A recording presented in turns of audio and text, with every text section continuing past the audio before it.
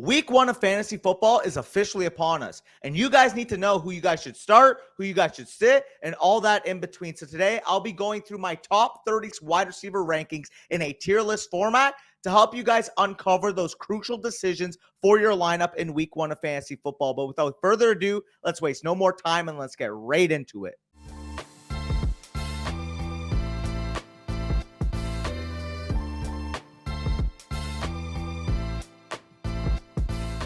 All right, so I'm going to breeze through the top 12 guys because let's be honest, you guys picked them high in your drafts. These top 12 guys, for the most part, were picked in the first 4 rounds of your fantasy draft. So there's no need for me to overanalyze these players. So in terms of the top 12 guys, I'll highlight a few names that I do think are noteworthy, especially if you know you're getting into DFS, you want to set a lineup, noteworthy stats that you guys should be taking forward going into the weekend. So in terms of my wide receivers 1 to 6, the noteworthy names that I found starts with Tyreek Hill, wide receiver of the Miami Dolphins, and he sees the most favorable matchup of the wide receivers in this list, hence why he's my wide receiver 2 overall. He plays in the second highest over-under game environment of the entire slate in a game where 83% of the sharp money is going on the over. We want pieces of this Dolphins-Chargers game, but Tyreek Hill is by far the best option on either team when it comes to the receiver corps. Next up, we got CeeDee Lamb, wide receiver of my beloved Dallas Cowboys, currently slated in as my wide receiver 4 in my rankings this week due to his own favorable matchup on Sunday Night Football against the New York Giants. This is the 4th highest over-under of the entire slate.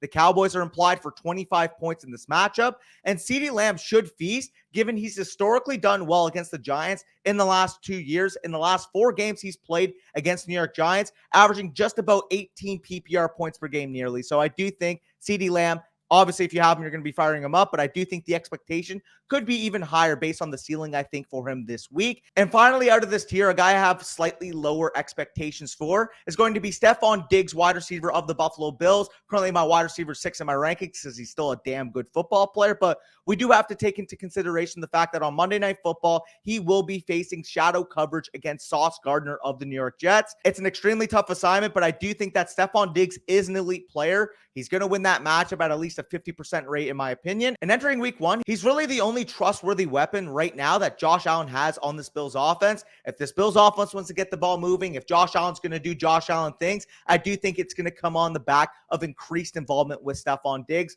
Would still not be shocked, despite the assignment with Sauce Gardner, if he saw 9 to 11 targets in this game. But now we shift to the wide receivers 7 to 12, and the 3 guys I want to mention in order, starting with Garrett Wilson, wide receiver of the New York Jets, the flip side of that Bills-New York Jets Monday Night Football game. He's expected shadow coverage against Tre'Davious White of the Bills, and it's concerning on the surface level, but Trey White's only played 17 games in the last 2 years, and Wilson, in my opinion, is a good enough talent to just flat out win the matchup. Similar to that case I made with Stephon Diggs. If you're a good enough player, yes, it could limit the ceiling, but ultimately, if you're a good enough player, like I said, you should be able to win that matchup on your own right. In a pivotal early division game, I do expect Aaron Rodgers, his pivot, to lean on that number 1 target on the Jets, and that is what Garrett Wilson represents. So although the coverage should be tough, he can't think further than my wide receiver 7 in my rankings. Next up is Devontae Adams, wide receiver of the Las Vegas Raiders. Expected shadow coverage against arguably the best corner in the entire NFL with Pat Surtain of the Denver Broncos, and he doesn't have the quarterback play to propel him up like a Garrett Wilson, like a Stephon Diggs does. I'm worried that the Raiders offense could look just downright ugly against what I expect to be a ferocious Broncos defense. And this game has a 44-point set over under with 99% of the sharp money going on the under. So I will say, obviously, he's going to be entering your lineup, but don't expect the highest of ceilings when it comes to Devontae Adams in this game. And then finally, closing this off, we have Calvin Ridley, wide receiver of the Jacksonville Jaguars.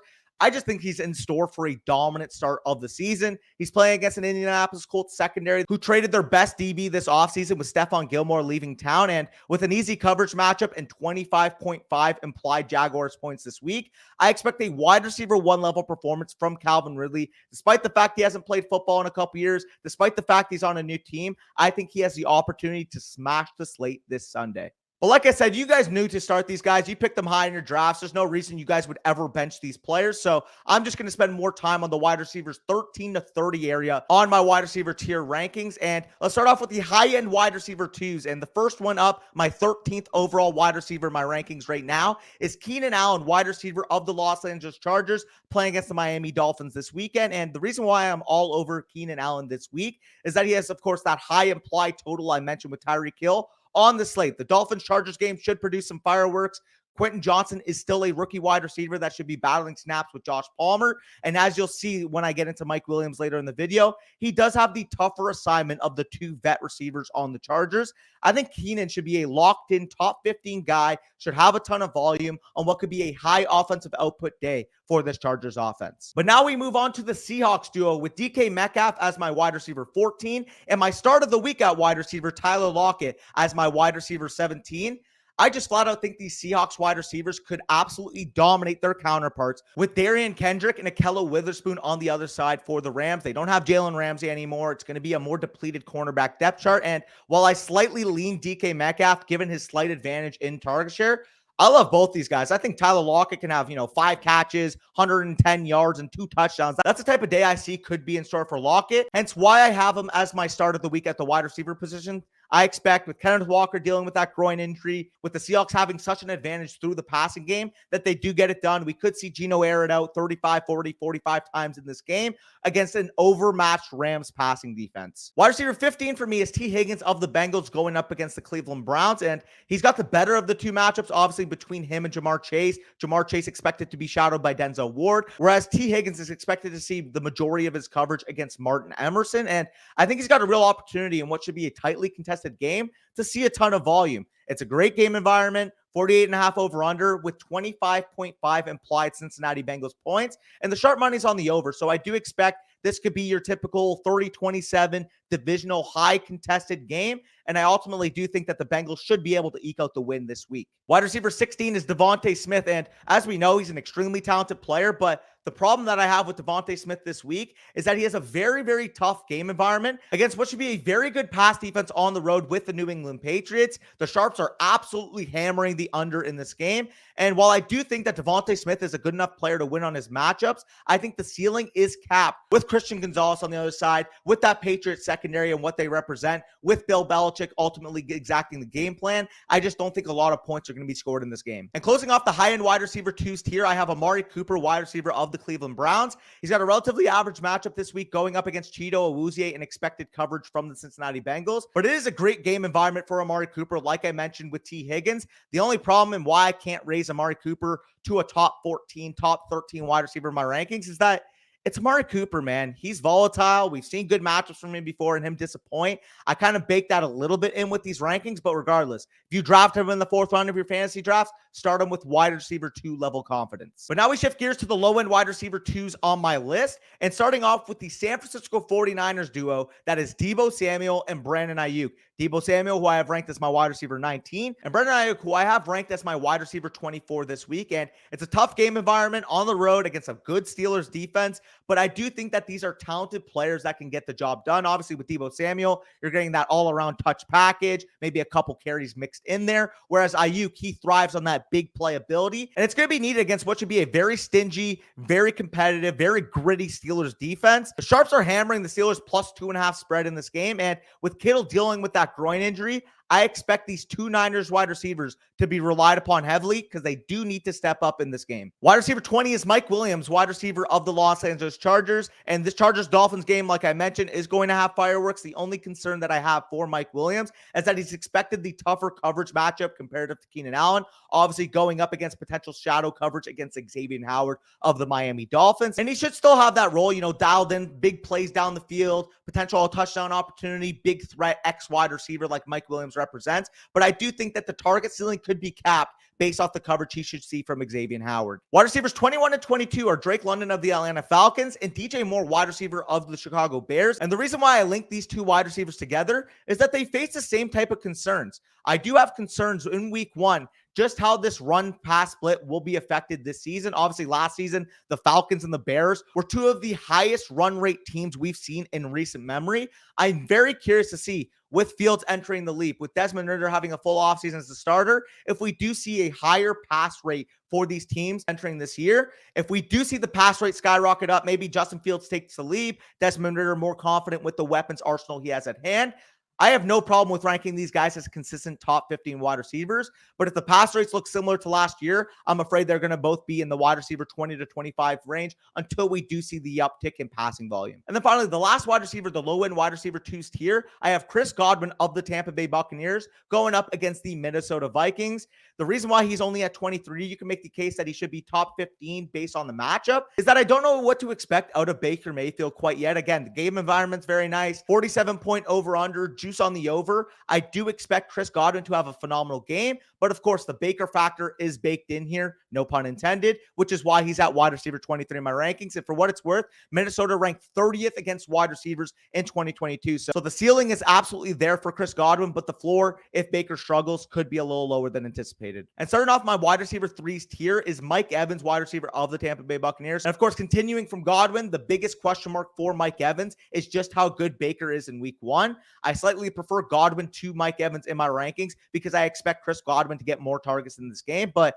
if Baker Mayfield plays well, both have the opportunity to smash in this matchup. Wide receiver 26 is Jahan Dotson of the Washington Commanders, and expected coverage matchups against Marco Wilson and Christian Matthew is why I'm so high on Jahan Dotson this week. Terry McLaurin, of course, coming off of that turf toe injury he suffered in the preseason, could get off to a slow start. You guys will see him later on in the video, but I expect Sam Howell and company to absolutely take it to a JV level Cardinals defensive unit. Outside of Budda Baker, this defense is an absolute mess, and I do think that the Commanders get off to a hot start and win in convincing fashion this week. I'm a believer of this offense. Wide receiver 27 is DeAndre Hopkins, wide receiver of the Tennessee Titans, and he should have strong involvement, in my opinion, as the vet of that wide receiver room. Brooks coming off of that LCL sprain that he suffered in the preseason that's hindered him these last few weeks. The concern that I have for DeAndre Hopkins is that the game environment is just straight up bad. Expected shadow coverage against Marshawn Lattimore, less than 20 implied Tennessee Titans points. I think he's a volume-based wide receiver 3 because he could see 8 to 10 targets in this game, but I don't think the ceiling is high when it comes to DeAndre Hopkins in week 1. Wide receiver 28 is Deontay Johnson of the Pittsburgh Steelers going up against the San Francisco 49ers. And like I mentioned with the San Francisco guys, it's going to be a tough game environment, but I do think, like DeAndre Hopkins, he'll make his due based off the target total he should see, the target involvement he should see in this game. I don't think he has a very high ceiling in this matchup and what I expect to be a low-scoring, gritty defensive type of game between San Francisco and Pittsburgh, but he should be in store for 8 to 10 targets, which in this range is all we really care about. Wide receiver 29 for me, and this is going to be a little bit bad looking back, but it was Sky Moore, wide receiver of the Kansas City Chiefs. Obviously, we know the song and dance at this point. Played on Thursday Night Football, only put up 0.4 fantasy points in PPR, 4 rushing yards, 0 receptions, and 3 targets in that game. And listen, guys, my apologies on this one. I fucked up. While the process, of course, was there, in my opinion, that Sky would be the highest utilized wide receiver on the Chiefs, Kelsey-less game, opportunity to earn targets, I didn't think the outlook would be as bleak as it ended up being, because with Kelsey not on the field, that Chiefs offense was a straight-up mess, and him being, the most utilized wide receiver on this team resulted in 4 yards from scrimmage, an 8% target share, and only 64% of the team routes. Guys, I'm very concerned about Sky Moore moving forward. If he disappoints again next week, I do think he becomes a drop candidate, which sucks because I thought this guy was a great prospect, but there's no positives to take away from last night's game. And then finally, my wide receiver 30 is Jordan Addison, wide receiver of the Minnesota Vikings, mentioned going up against the Tampa Bay Buccaneers. And I was tempted at raising him even higher in my rankings, but I just want to see him play his first game before I do so. Obviously, of course, I mentioned it's an extremely favorable matchup, very good game environment in the Minnesota-Tampa Bay game. And I think he has the chance to demolish this wide receiver 30 ranking if he works as this team's clear-cut wide receiver 2 from the get-go. But now we move on to the will they play tier. And the general rule of thumb of these guys is we'd like to see at least one full practice between today, I'm recording this on Friday, and Saturday leading up to Sunday's games. But if they don't get that full practice in, I'd lean for a slightly lower ranked counterpart just to avoid any injury setbacks. And the will they play players for this week will be Terry McLaurin coming off that turf toe, Christian Watson, who missed some practice this week, Jerry Jeudy and Marquise Brown obviously coming off their hamstring issues that limited them in the preseason. And then finally, Odell Beckham Jr., who hopped up on the injury report yesterday. I am curious to see if he practices today or tomorrow. But moving off of these guys, the final 5 guys I want to outline are guys that aren't in my top 30, may not even be in my top 35, but if you're in a deep league and you need spot starts, there are guys that I absolutely love in terms of their projection this week. And that starts off with Nico Collins, wide receiver of the Houston Texans, goes against the Baltimore Ravens. I already talked about in my sleepers video that this is a guy that played 91% of the snaps with the first team in the preseason, 30% target share, 34% air yard share in the preseason. Like I said, I think he has the opportunity to get off to a hot start. I think the Texans should be able to cover in this game against Baltimore. Obviously, it's a tough matchup. The Ravens will be able to put up points on the other end, but I do think this Texans offense could surprise a lot of people this week, and that could be on the back of wide receiver 1, Nico Collins. Michael Thomas of the Saints, we already know the song and dance. He's an elite player when he's healthy. Obviously, the concerns there have been he hasn't been healthy in recent years, but week 1, this is the healthiest he's been in a full season. Going up against a volatile tight end secondary, I do think he has a chance to surprise, especially in PPR formats. Rashad Bateman, wide receiver of the Baltimore Ravens, going up against the Houston Texans. Mark Andrews limited in practice. Odell Beckham going on the report yesterday. And of course, Zay Flowers being a rookie wide receiver. I think Rashad Bateman has a chance to get off to a hot start. He's a guy I view as a top 35 level play at wide receiver this week. Jonathan Mingo, wide receiver of the Carolina Panthers, going up against the Atlanta Falcons. DJ Chark is already ruled out for this game. Adam Thielen already dealing with the injury issues he suffered in the preseason. I think Mingo getting first team snaps, developing that rapport with Bryce Young could be in store for a good game against a volatile Falcons defense. And then finally, Marvin Mims, wide receiver of the Denver Broncos, going up against the Las Vegas Raiders. Jerry Jeudy should play in this game, but even if he does, it's a hamstring injury. We've seen it flare up at times before. Courtland Sutton isn't this dominant target share type of player. So I do think if Mims is able to work onto the field, whether it's 2 wide receiver sets, 3 wide receiver sets, he's going to have the ability to be able to stretch the field, get some deep bombs from Russell Wilson in this game. But either way, if you've made it to the end of this video, I tried to keep it as succinct and to the point as possible. Make sure you leave a like down below. And if you haven't already, make sure you subscribe to the channel. If you're wondering where you can get access to these weekly rankings, you can get it in one of 2 ways. By going over to flockfantasy.com and using promo code FSC, you'll get 30% off of the annual Mother Flocker or Flocker packages on the site, and we'll have access to our weekly rankings throughout the NFL season. But the other way to access these rankings is by going over to Underdog Fantasy and using promo code FSC. And not only will you get 100% match back on your deposit up to $100, $10 minimum deposit, but you also get access to our full weekly rankings throughout the season. So if you guys do the math there, $10, which you get back in site credit, and you guys get access to these rankings for the entire year. That includes the matchup charts, that includes the weekly rankings, that includes other pertinent Vegas information that Corey would have outlined in yesterday's video that you guys do not want to miss out on. But with that being said, appreciate you guys for sticking around and take care. Good luck in your fantasy matchups.